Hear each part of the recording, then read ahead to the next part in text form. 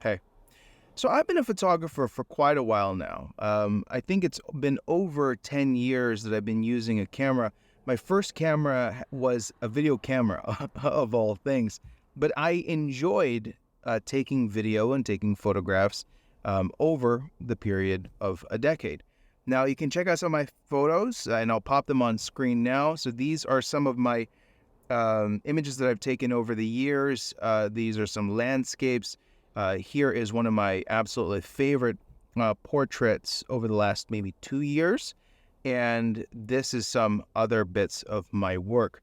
Now, over the period of the last year, especially now I've kind of turned my photography passion into a bit of a business. People have asked me about how do you get into photography? There's obviously a lot of stuff that goes into it, and some people feel a little bit kind of hesitant to get into this art. Now, I've always kind of said to them, it's very simple to start photography because the level it's a lifelong journey. And so what I've decided to do today for this video is to kind of create three very practical levels to begin your photographic journey. So let's talk about it. Welcome back to the rant. So let's talk about level 1. Let's go full auto. Now, people, I feel, especially the ones who want to go get into photography, they're scared to use auto. And I don't know why it gets so much hate, because auto is actually the place where you get to, first and foremost, get to shoot stuff without having the knowledge of how to use your camera. Now, this is a great first step if you want to get into photography. Why? Because cameras nowadays, think of it, it's actually really, really complicated, from DSLRs all the way through to phones. You can get very complex setups that you have no clue what your camera is doing. So that's why every single camera kind of has this full auto, or some cameras have it as like the green square, where essentially all you do is set it into that dial and your camera will figure it out. Your camera will figure out the exposure triangle, the aperture, the shutter speed, and the ISO. As a level 1 person getting into photography, all the 3 words that I just said, the exposure triangle, don't even think about it. Okay? Your goal for level 1 is to go full auto. Turn it into the green dial, shoot as many photographs as possible. And isn't it cool that we have digital cameras nowadays where it doesn't matter how many images you shoot as opposed to film, where it actually costs money every frame? This one, just shoot as much as you possibly can on full auto. Now, there's one thing apart from full auto that you're going to do for level 1, and that is to learn about the rule of thirds. Now, some people might already find this a little bit, complicated. No. So I'll draw some lines, essentially, just to kind of display right here. This would be a rule of thirds on this video. Now, your goal as a level 1 photographer is to essentially put the points of interest, or the thing that you want to highlight, in the corners of the rule of thirds. On the cross points somewhere around here, cross points somewhere around here, here. And you also have the middle section if you want to. That's all you have to think about. That's all you have to do. If, for example, you're shooting like a plant, for example, put it either here, or in the middle. That's your only goal. Nothing more, nothing less. And once you've taken a lot of photos, once you've gone full auto and you're starting to review your photographs, you'll start to see that, the photos that you actually enjoy looking at. The whole goal for level 1 is not to precisely dial everything in. The goal of level 1 is for you to see what you actually enjoy looking at in the most diverse way possible, so that you can start making informed decisions on how to improve your art. Is it too bright? Okay, Then we'll deal with that. Is it too dark? Fair enough. Was your image a little bit skewed, kind of like this? Okay, well then, we gotta bring it back like this. Is it a little bit off-centered like this, and it doesn't look good? All right, we'll bring it back like this. The whole goal of level 1 is for you to see what your tendency is for shooting, and then fix those things as you get better and as you get more experience. That's level 1. So now let's get to level 2. So how do we level up from level 1? Now, to recap, level 1 was really just for us to get comfortable in the idea of using a camera and using the rule of thirds to essentially get some experience and exposure in composing well and seeing what images looks good for you. Because at the end of the day, this entire art of photography, at its core, it's about taking the images that you find pleasing. Everything, when it comes to the techniques or the technical skills around photography, all those things are good, but they're meant to be broken in many ways so that you can express what you want to express in your art. So how do we level up from that, and how do we get to level 2? Well, level 2, we're going to take back some of the control that we didn't have in level 1. Now, in level 1, we've gotten the camera to do all the figuring out stuff for you. It's the one who decides what shutter speed, what aperture, and what ISO values it uses to create this kind of exposure, right? So for this one, my face is decently exposed. The camera is doing all of that for you automatically. So in level 2, the goal here is to take back some of that control. And to do that, we use one of the 2 priority modes. Now there are technically 3. So you got the aperture priority, shutter speed priority, and you have the program auto. We're not going to talk about program auto. We're just going to talk about the first 2, aperture priority and shutter priority. So what are these 2 things, and how does this level up your skill? Well, to answer that, we kind of have to explain very briefly and very simply what aperture and shutter speed does to your images. Because once you understand that, then everything else kind of falls into play, because you can you can turn the dial to either aperture priority or shutter priority, depending on the kind of images you want to take. So let's get to that, and I'm going to try to explain it as simply as possible. But if it helps, take out a notebook and a pen so you can write some stuff down. So let's talk about aperture first. What is aperture? So the aperture is one of the three factors when it comes to getting a photograph. We're not going to talk about that in depth. If you want that in-depth talk, put the comment down below that you want an in-depth talk on it, and give this video a bit of a like and some love and the subscribe. Aperture is this thing right here. The lens that you have on your camera, the hole in the lens, is the camera's aperture. Now, the aperture is designed to do a number of things. The first thing it does is it lets light through to the sensor, okay? And then the second is it essentially determines how much blur exists in the image. Now, I'm not going to get into the technical, but just keep that in mind. It lets in the amount of light, it lets in the light through the lens, and it determines the blur of the image.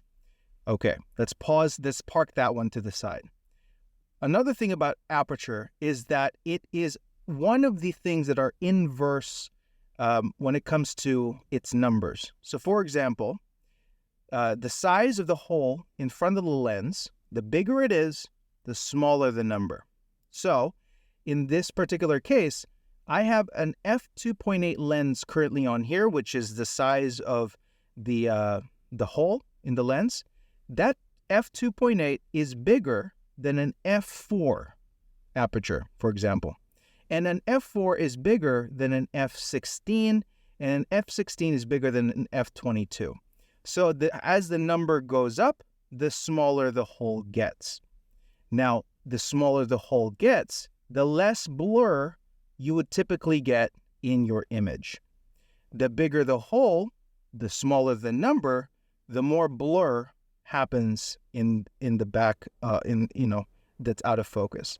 Now, how it does that, you can definitely find videos explaining some of the physics on that, but generally that's the rule of aperture. That's what we use aperture for.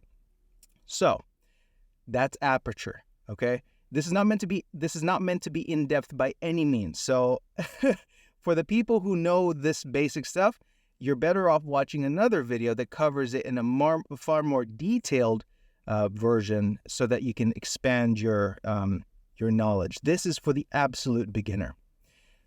The other side is shutter speed. So shutter speed behind the lens, so behind this thing, every camera has a shutter. Now, this is more appropriate. I'm going to just talk about like the DSLR cameras that does have a shutter. If you have, for example, an iPhone or, like a mobile device, most of those are all electronic shutters. It doesn't have a physical moving thing to close in front of the sensor to start and stop an exposure. That's way too in-depth, so let's not talk about that. Every camera has kind of a shutter that closes and opens to expose and finish exposing the sensor. Now, how fast that goes, opens and close, is what the shutter speed numbers you will see on your camera does. So for example, if you set your shutter speed to 1/50th of a second, then that shutter will open and close 1/50th of a second, in 1/50th of a second. So if you have 1 second, then it will go 1/50th of a second, right?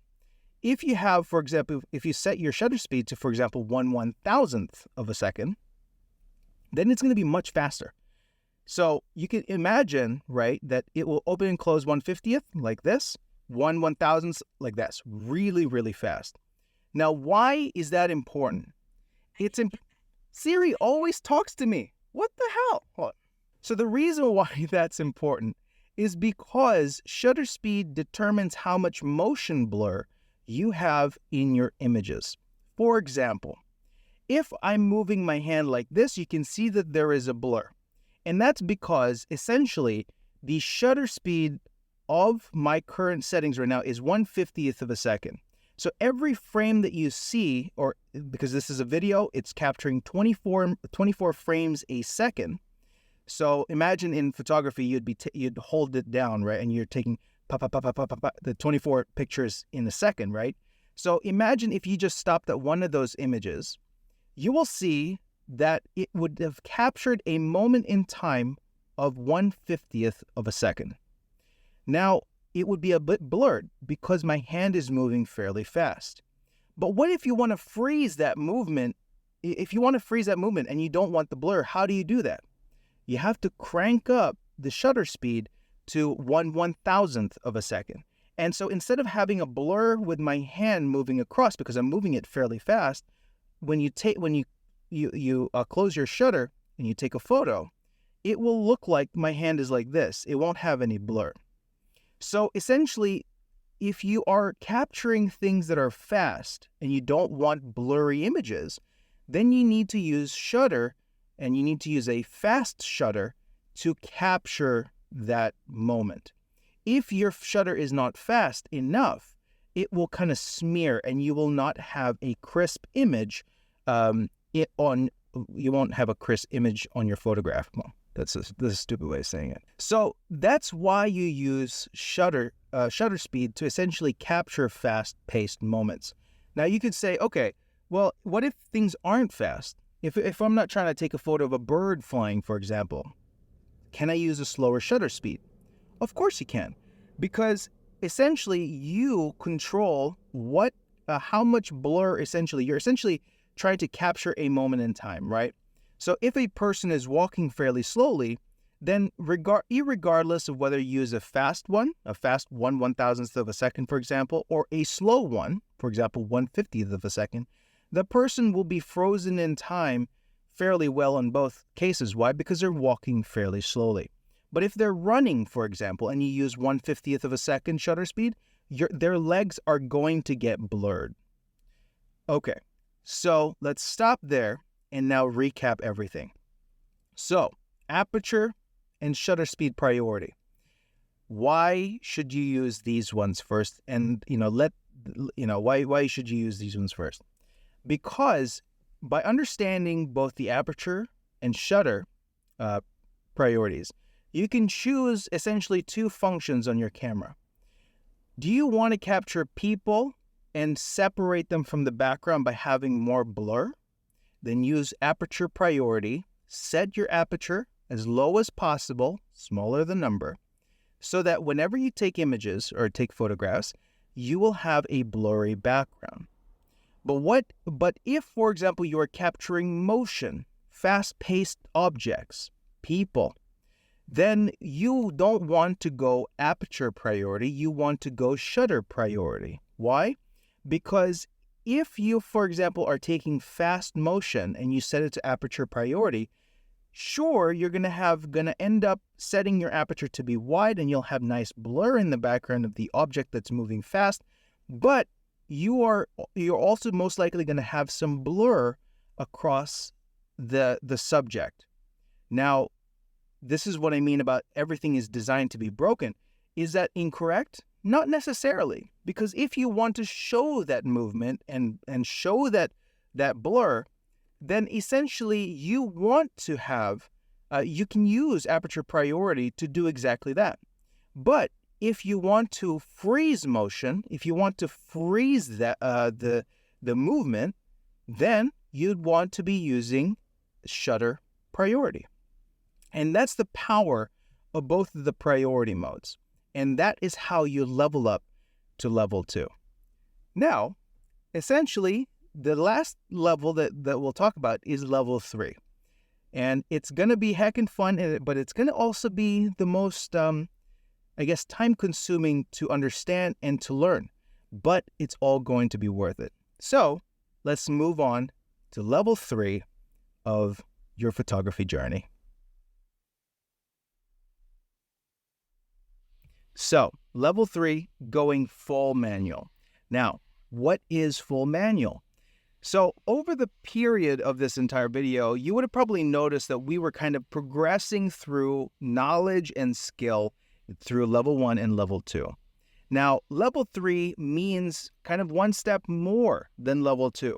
Instead of just choosing one aspect of your exposure triangle and then letting the camera decide the shutter speed and ISO, for example, when it comes to aperture priority or vice versa, then what you're doing is you are taking back all of the control and taking it away from your camera so that you can dial in exactly how you want the image to be taken.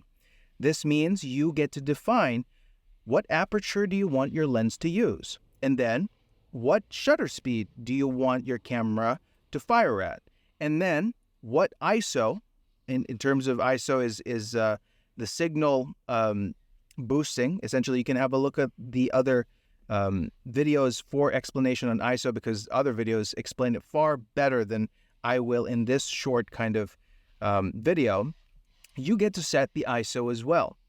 And full manual has its perks, because instead of having your camera, because ultimately your camera is guessing what setting it should use in order to take the image, you are telling the camera, this is exactly how I want you to take it. It takes away the guesswork because you know exactly how you want the image to be taken. Now, I guess the next question there is, okay, when and how, when should I get to level 3? Now, I think that most people, and I think that this is one of the very important things, don't feel like you need to be at level 3 anytime soon. If anything, most photographers, they dabble between the level 2 and level 3. Why? Because of convenience. For me, most often than not, even when I'm, for example, with a client, let's say I'm going out for a run and gun shoot with a client somewhere in public, I don't use manual at all. I use aperture priority. Why? Because I know I want images that have creamy background separation from my subject. And so if I'm moving fast, and because we don't have a lot of time with the model, for example, then I just want to make sure that I have every single thing, or not every single thing, I want my aperture to be locked on at the shallowest depth of field. Now, yes, of course, in some cases when I have more time, I definitely go manual, because let's say my model is moving fast. I go manual, set the ISO to auto, and then dial in my shutter speed so that I don't get any blur when my model moves. So really, the level 2 and level 3 are they're not so much a level that you kind of reach and then stay at. Level 2 and level 3 are kind of stages where you use because you know which one is the best to use. Now, this could take years, right? You could be essentially shooting aperture and shutter priority for years, and then kind of dabble into manual, try it out, set your aperture, set your shutter speed, and then set your ISO, and then you'd go back. That's perfectly fine. So I personally think that level 3, the most important thing for me here is don't feel like you have to be operating at level 3. In most cases, especially younger photographers, level 3 or feeling like they have to be at level 3 makes more mistakes that essentially ruins photographs. I know this because maybe halfway through the 10-year period, I'd say in the 5-6 years after I started photography, I was one of those snobs. I said to myself, I will never shoot priority modes. I'm full manual. And I have lost so many photographs because of my ego in thinking the only way to shoot photographs is through manual mode. Now, don't just learn the manual mode. Learn how useful it is, because it is useful in some circumstances, but don't feel like you have to get there so quick so that you can stay there. No, you need to enjoy taking photographs. And the way to enjoy it is to actually be able to successfully capture a moment. However way you do that is what matters. I don't care if you get a photograph that is beautiful on auto mode. You are good. Doesn't matter if you took it in full manual or full auto. It's about getting the shot, and however way you do it, that is the beauty of being a photographer. Now, I know that there's so much more to talk about, and if you have questions around anything that I've spoken about, and I do apologize, I'm not super eloquent, I guess, in terms of explaining, hit me down in the comments, and I will definitely reply to you and explain some more there. But if you found this incredibly helpful, please give me a thumbs up and a subscribe for this channel so you can see more of my stuff in the coming weeks. So yeah, I'm out of breath, but that's the end of the rant. See ya.